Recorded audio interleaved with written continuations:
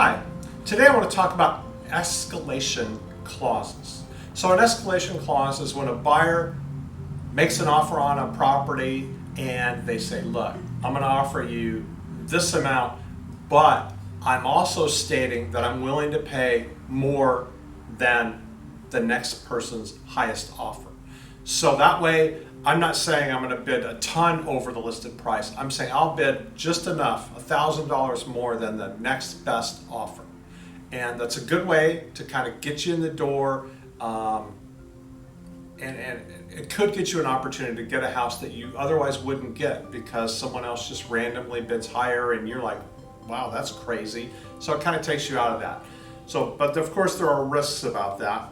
But it does give you a chance to get the highest offer by making a minimal increase instead of saying, okay, well, I'm going to go 50,000 above the list, right?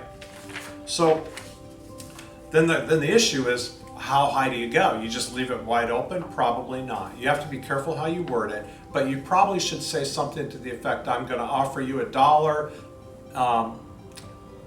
and I'm willing to pay $1,000.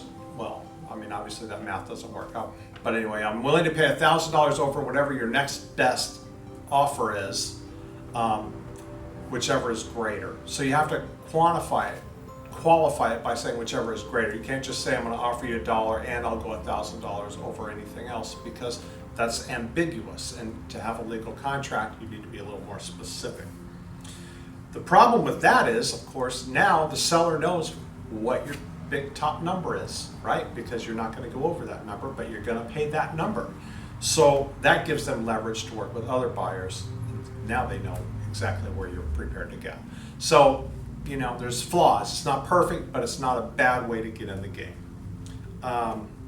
Then what about a floor price, right? You don't want to just say, write an offer, I'll pay $1,000 more than anyone else. What if no one else writes an offer? Well, you really haven't got an offer, because that doesn't mean anything to say I'll pay more than someone else who hasn't written an offer.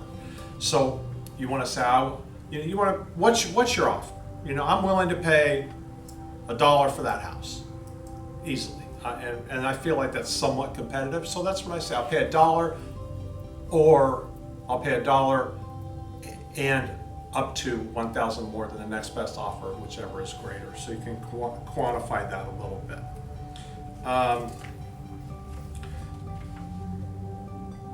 And then you have, obviously, how do I know the other offer was really that high? So you can write in a clause for that. You can just say, I want to be able to verify, prove to me that the other offer did exist at the number you said it is. Whether I just want to look at the contract, or I want to talk to the agent or the lender, however you want to satisfy your curiosity about whether or not that's true or not.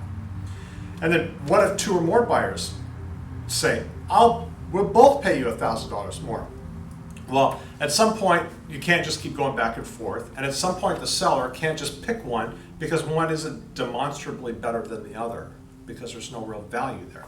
So then the seller needs to come back maybe to those two people with a multiple counteroffer and say, okay, no more 1,000 over, what is your number? So they need to get a number to have an enforceable contract.